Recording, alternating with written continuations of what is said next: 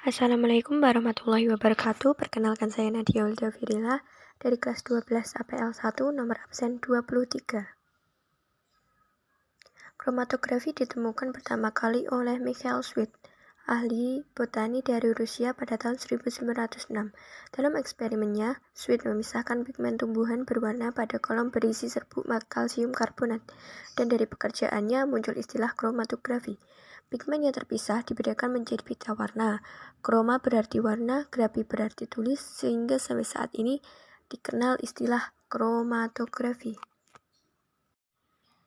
Kromatografi merupakan metode pemisahan dua komponen atau lebih dalam suatu campuran homogen berdasarkan distribusi senyawa-senyawa tersebut dalam dua fasa diam dan fasa gerak.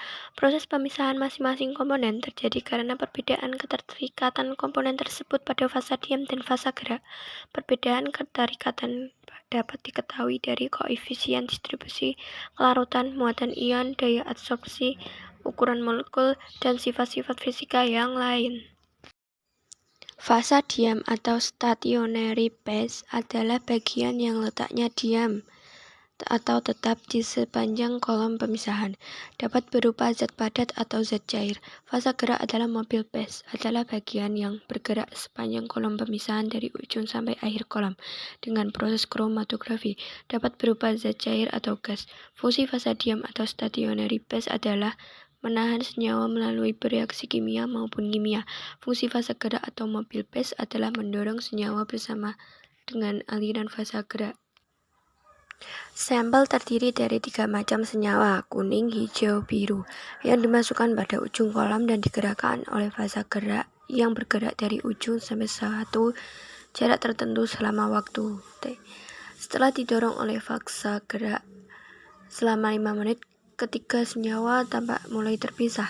Setelah 10 menit semakin terpisah, biru paling cepat, kuning paling lambat. Setelah 15 menit, proses dihentikan dan ketiga senyawa semakin terpisah. Masing-masing senyawa menempuh jarak yang berbeda dengan waktu yang sama. Menghitung nilai RF saat T sama dengan 15, diketahui jarak tempuh pelarut atau fasa gerak 10 cm, jarak tempuh kuning 3,2 cm, jarak tempuh hijau 6,1 cm, jarak tempuh biru 8,8 cm, maka RF kuning 0,32, RF hijau 0,61, RF biru 0,88. Kuning mempunyai interaksi paling kuat dengan fasa diam, sedangkan biru mempunyai interaksi paling lemah dengan fasa diam. Menghitung waktu yang diperlukan oleh senyawa pada jarak yang sama. Cara lain mengidentifikasi pemisahan senyawa dalam kromatografi adalah menghitung waktu retensi atau TR.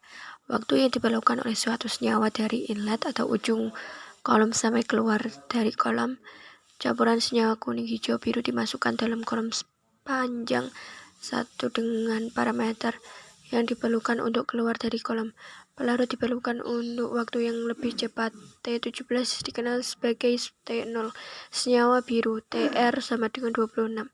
Senyawa hijau TR sama dengan 31. Senyawa kuning TR 38.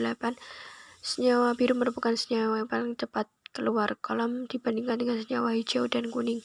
Artinya, interaksi dengan fasa diam lemah, sedangkan interaksi dengan fasa gerak kuat. Kromatogram adalah hasil pemisahan kromatografi. Kromatogram merupakan hubungan antara sumbu X waktu atau menit versus sumbu Y intensitas komponen. Puncak menyatakan jumlah komponen terdapat dalam campuran TR1, TR2, dan TR3. Kuantitas tiap komponen dapat diukur dari luas puncak. Makin besar puncak, makin besar kuantitas komponen. Waktu retensi atau T. Waktu yang diperlukan suatu komponen keluar dari kolom setelah terjadi interaksi antara F diam dan F gerak. T0 adalah waktu pelarut yang diperlukan fasa gerak atau pelarut untuk keluar dari kolom. Beberapa kromatografi tidak menggunakan parameter waktu sebagai sumbu X, namun parameter volume fasa gerak. Volume retensi VR, volume fasa gerak yang diperlukan untuk mendorong senyawa dari inlet ke outlet. V0, volume pelarut yang diperlukan oleh fasa gerak pelarut untuk keluar dari kolom sama dengan volume kolom tersebut. Sekian penjelasan dari saya tentang materi teori kromatografi. Mohon maaf bila ada salah kata. Terima kasih. Thank you for watching. Bye-bye.